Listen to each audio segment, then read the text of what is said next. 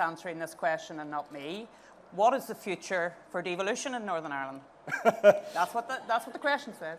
Well, I think, look, devolution is hugely important. I think the people of Northern Ireland benefit from, like the rest of the UK, having local politicians making decisions on the issues for Northern Ireland. Actually, one of the benefits of having devolution and the importance of seeing Stormont back up and running, we saw through the pandemic, where Northern Ireland, which has got unique circumstances, particularly sharing a land border with the European Union, was able to look at and deal with COVID in a way that worked best. And actually, with the vaccine rollout, at the beginning, Northern Ireland led the way. It was the fastest. The UK has been leading the way, and Northern Ireland was leading the way in the UK because it was able to work out what was right for Northern Ireland. So I think it is hugely important. And I think it is important for all the parties on the executive to work to make sure they're focused on the issues that matter to people. We've still got work to do. The executive needs to move forward. We've not seen integrated education move in the way that we wanted also to see at the time of the Good Friday Agreement. You may not know this, but only 7% roughly of the population of Northern Ireland go through integrated education. That's not good enough. If we want to bring society together, people meeting a Catholic or a Protestant when they go to work or university for the first time isn't good enough. We've got to do better there. We've got a health service that needs to reform. And one of the things that all the politicians, I think, on Stormont need to do is find a way to make sure they can work together to use that block grant, to use the money to actually invest in those areas, get real reform, which was committed to in New Decade, New Approach, because that's what benefits the people of Northern Ireland, and those decisions are best made locally. So we're coming to the end of this session conference, but Brandon, do you want to wrap up about how you feel Northern Ireland's doing at the moment? What are the challenges and where are the opportunities? Over to you. Yeah, no, absolutely. And look, thank you for the opportunity. I think we're in Northern Ireland, we've got the ingredients for a really, really exciting future. As I say, when you look across the creative arts, advanced engineering, advanced manufacturing, cyber and software, which I can wax lyrical on for another half an hour if you really want me to, but I think the Chancellor might get a little bit upset about that. There are so many opportunities there. We've got phenomenal universities, and I have to say, I can't underscore enough, and you might have hopefully got a flavour of that in the video about the centenary a moment ago. Some of the most stunning scenery anywhere in the world. On a lovely day, being at somewhere like Giant's Causeway or Ballycastle or anywhere, even doing something amazing like Gudgeon's Walk, there are some of the most amazing places to go. And if, as I get accused of from time to time, you're keen on your food, Michelin-star restaurants, the food city of Belfast is the place to go. There is so much the Northern Ireland has to offer. And I think as we move forward, the job for us as UK government is to make sure that we are able to capitalise and deliver on those opportunities. Leaving the European Union, actually, and dealing with the protocol means we can really turbocharge that and see Northern Ireland have this massive advantage to be able to deliver for people and to see businesses investing and growing from around the world. We've seen some of that. I want to make sure we're part of driving that further. The United Kingdom is better because Northern Ireland's in it, and we all have a part to play as Conservatives and as Unionists to make sure we do our part to deliver on that as well. Thank you so much for listening to us. And Arlene, thank you for all you've done. Thank you. Thank you all.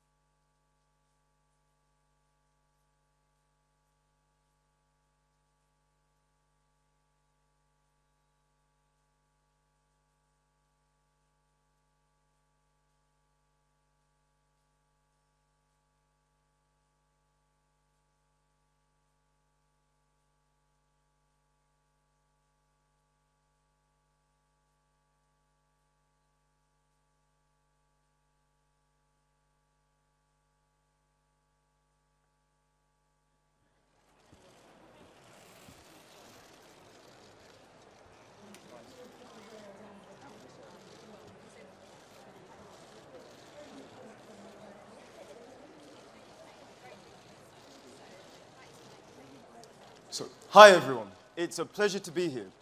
My name is Jokomborero Chihoro, but I go by John, so just John is fine. This is all a bit surreal. I mean, last year I was at home watching Party Conference in my bedroom. Now I'm here on the main stage at Conservative Conference.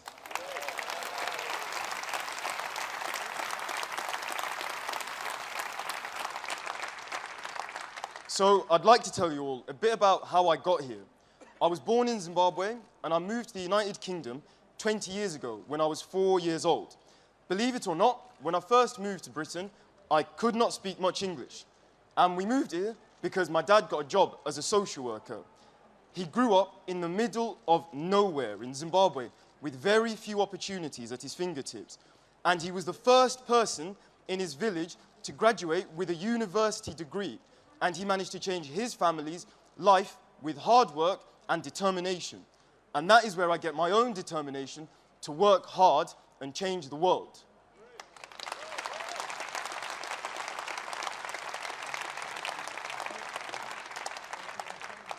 So I went to a regular comprehensive school right in the heart of South Birmingham. And when I finished my A-levels, I went on to university to study history. And during my time at university, I had a part-time job at Nando's, and I've heard it's the person I'm about to introduce his favourite takeaway. I wish I'd known. I could have gotten him a discount on his medium hot wings and broccoli.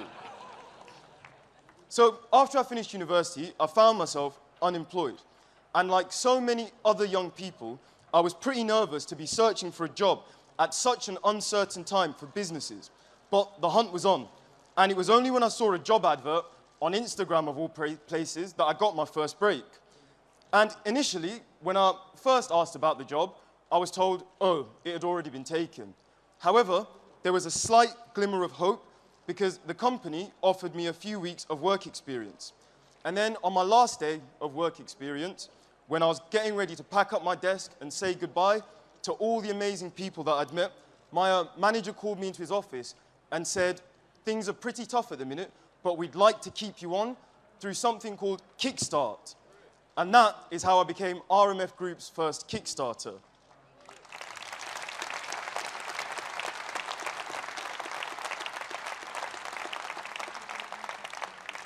Being on the program was great. I mean, it really gave me an opportunity to get into the world of work and do some meaningful work and actually make a difference. And then that's not all. Once the 6 months of the Kickstart scheme had finished, I was offered the position as team lead of a whole group of Kickstarters. So you could sort of call me the Kickstarter-in-chief now.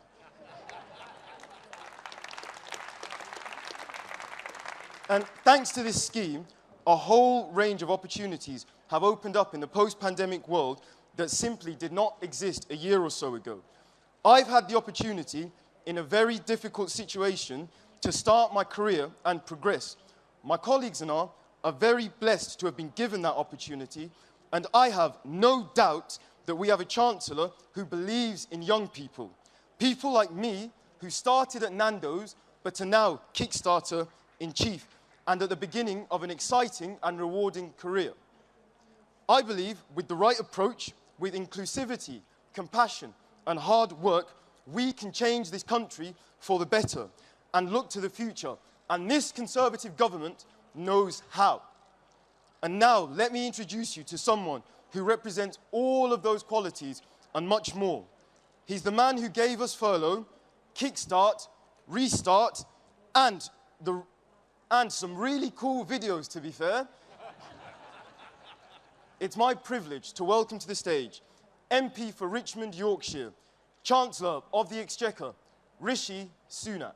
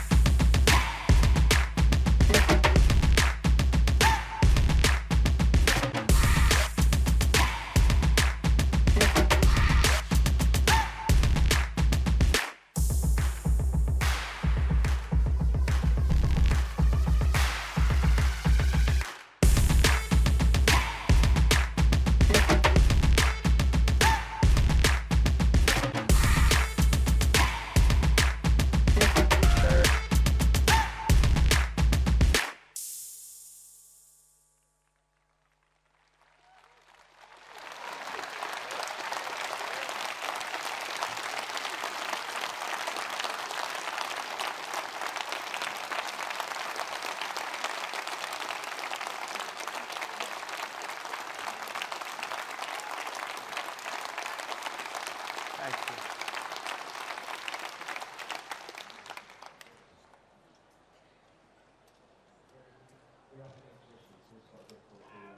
Whatever it takes. That phrase and those press conferences were my introduction to so many of you as Chancellor. It was daunting to face such a challenge in my first days in office. And what it also meant is that more than a year has gone by before I'd have the chance to meet you all properly. And that's why these last few days have been such a joy, meeting you all face to face and hearing so many of you say to me, "Wow, you're even shorter in real life."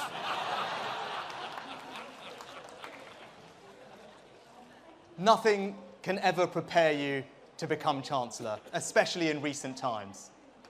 There have been occasions when it really did feel like the world was collapsing.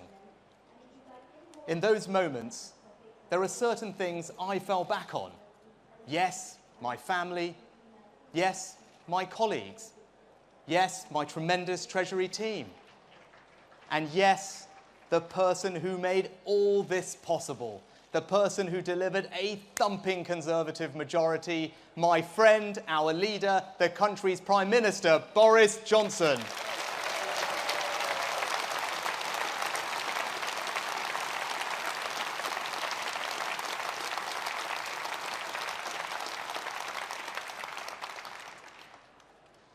But the other thing I fell back on is something we all have in this room. Our values, our conservative values. I believe in some straightforward things. I believe that mindless ideology is dangerous. I'm a pragmatist. I care about what works, not about the purity of any dogma. I believe in fiscal responsibility. Just borrowing more money and stacking up bills for future generations to pay is not just economically irresponsible, it is immoral. Because it's not the state's money, it's your money. I believe that the only sustainable route out of poverty comes from having a good job. It's not just the pounds it puts in your pocket. It's the sense of worth and self-confidence it gives you.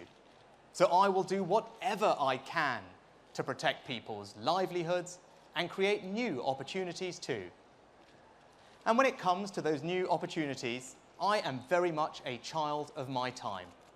I spent the formative years of my career working around technology companies in California. And I believe the world is at the beginning of a new age of technological progress, which can bring jobs, wealth, and transformed lives. So, pragmatism, fiscal responsibility, a belief in work, and an unshakable optimism about the future. This is who I am. This is what I stand for. This is what it will take, and we will do whatever it takes.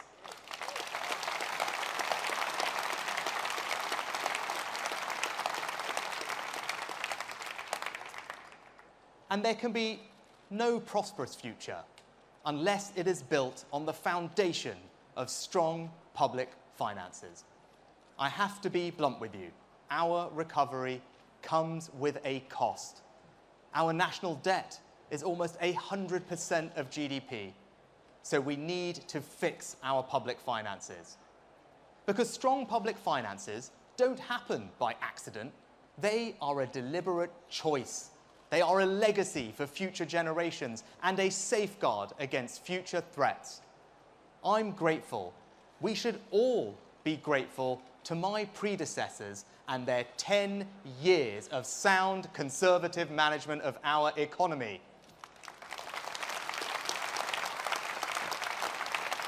They believed in fiscal responsibility. I believe in fiscal responsibility, and everyone in this hall does too.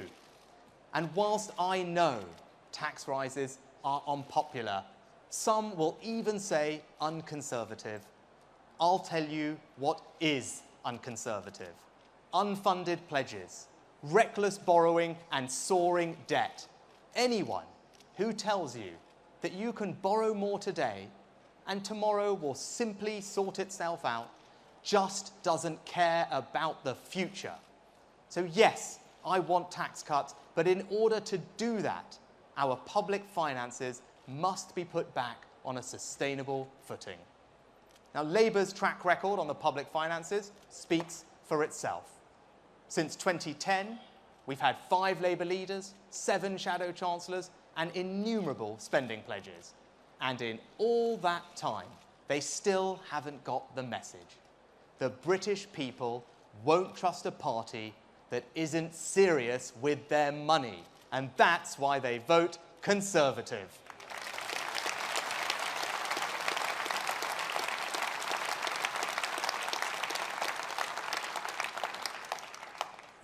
We must never forget that the fundamental economic differences between us and Labour run very deep. Differences not just about debt and borrowing, but about how to deal with the real pressures people face in their lives.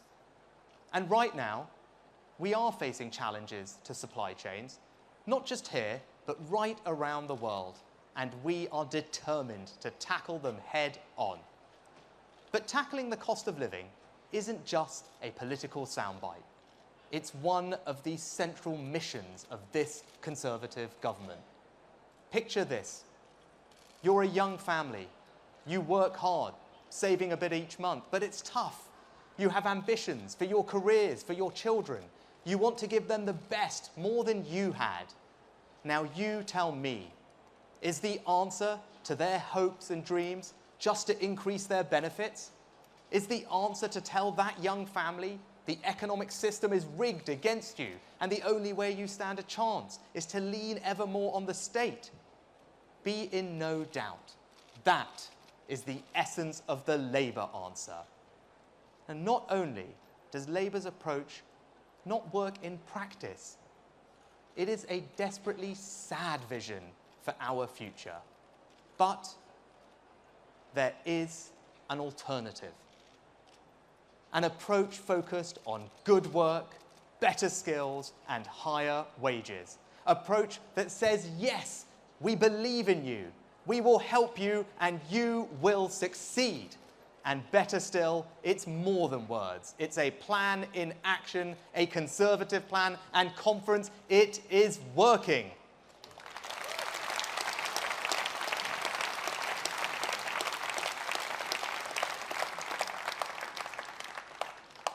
Governments rarely get to set the tests by which they will ultimately be judged.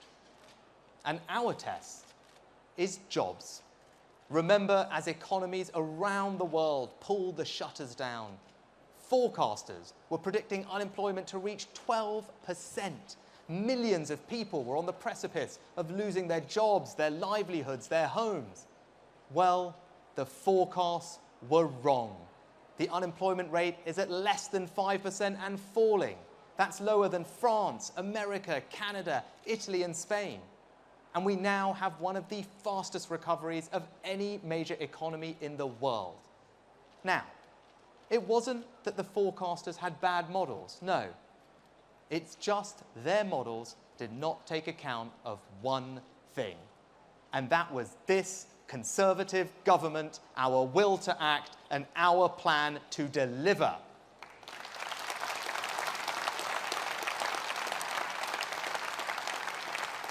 An increased national living wage, the Restart programme, sector-based work academies, doubling work coaches, job-finding support, traineeships, apprenticeship incentives, skills boot camps, and the Prime Minister's lifetime skills guarantee.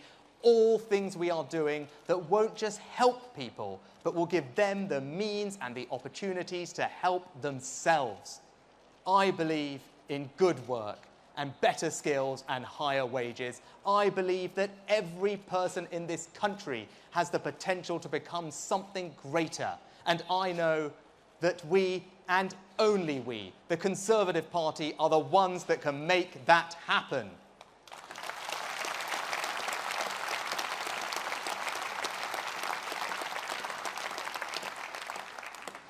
And our economy cannot be what we need it to be without the courage, creativity, and sheer force of will that each new generation brings. Yet, at its peak, just under 1 in 3 workers under 25 were on furlough. 1 in 3. That's 1 million people who didn't have the fallback of a career history or a network of contacts, and in many cases hadn't even moved into their first real job. So what did we do? We created the Kickstart scheme, up, running and working in a matter of months. A landmark program that is helping young people start exciting new careers. And thanks to our plan, young people, just like John Chihuro, who introduced me today, are starting those new jobs in their thousands. So, to give more young people the same chance as John, I can confirm that we are expanding our successful plan for jobs into next year. The Kickstart scheme, extra support through the youth offer, the job entry targeted support scheme, and our apprenticeship incentives, all extended because we believe in the awesome power of opportunity, and we are going to make sure that no young person in our country is left without it.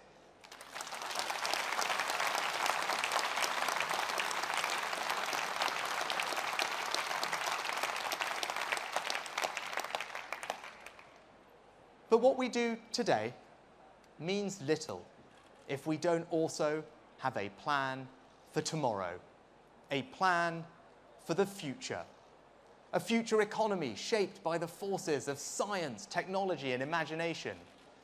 The years I spent in California left a lasting mark on me, working with some of the most innovative and exciting people in finance and technology, watching ideas become reality, seeing entrepreneurs build new teams. It's not just about the money. I saw a culture, a mindset which was unafraid to challenge itself, reward hard work, and was open to all those with the talent to achieve. I look across the United Kingdom, and that culture is here too. In the young people I've already spoken about today, unencumbered by timidity and orthodoxy. And it's there in our willingness to take risks, not just on companies, but on people. People with the raw potential to create a wave of the most dynamic, high-growth companies, a wave that will reach the farthest corners of the world. That optimism, that unshakable belief that the future can be different and better, was also at the heart of Brexit. I remember, over 5 years ago, being told that if I backed Brexit, my political career would be over before it had even begun. Well, I put my principles first, and I always will.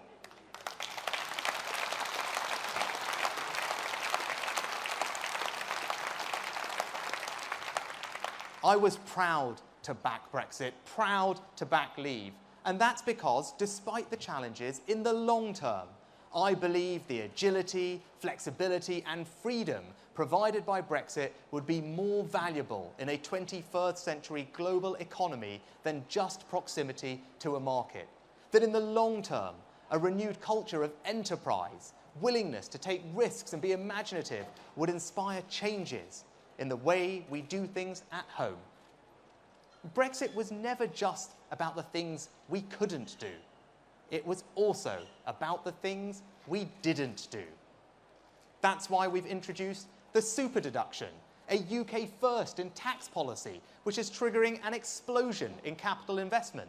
That's why we created the Help to Grow scheme, another UK first, to help small and medium-sized companies digitise, skill up and scale up.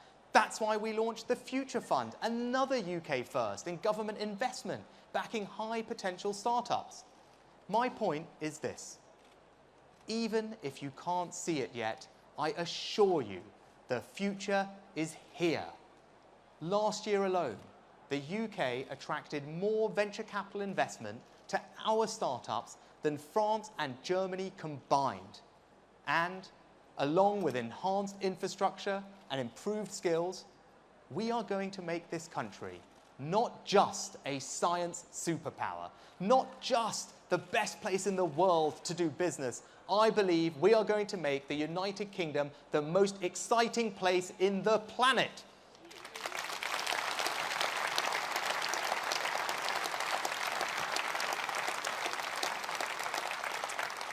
Take artificial intelligence, once the stuff of science fiction. Now it's reality, and we are a global leader.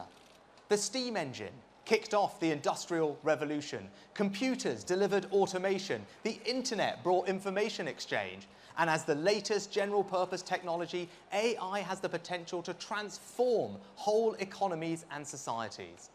If artificial intelligence were to contribute just the average productivity increase of those three technologies, that will be worth around £200 billion a year to our economy. And so today, I'm announcing that we will create 2,000 elite AI scholarships for disadvantaged young people and double the number of Turing AI world-leading research fellows, helping to ensure that the most exciting industries and opportunities are open to all parts of our society.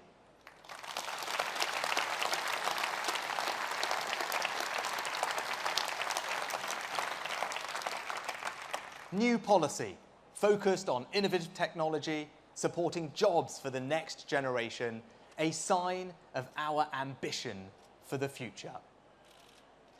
Because that's why we are here, all of us.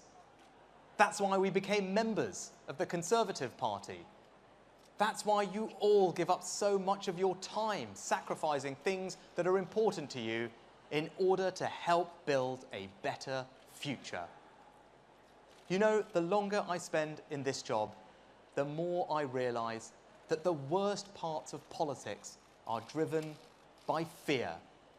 Fear of change, fear of losing, the fear of being wrong, even fear of the future. And when people get scared, they create divisions. They say, you're either with us or you're with them. But you cannot make progress if you're pitting people against each other. That's what you get from a tired, fearful sort of politics. We saw it last week in Brighton. It's not just that Labour don't like us, they don't even like each other.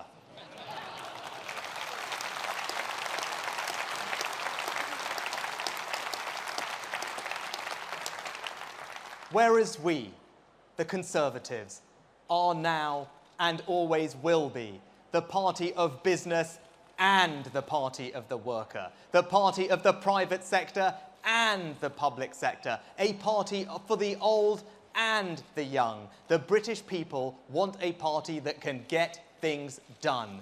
So, at just the moment when it feels like we've done enough, that we've gotten through, that we can take a rest, we must not stop. Now is the time to show them that our plan will deliver, and now is the time, at last, at long last, to finally turn to the future. Thank you.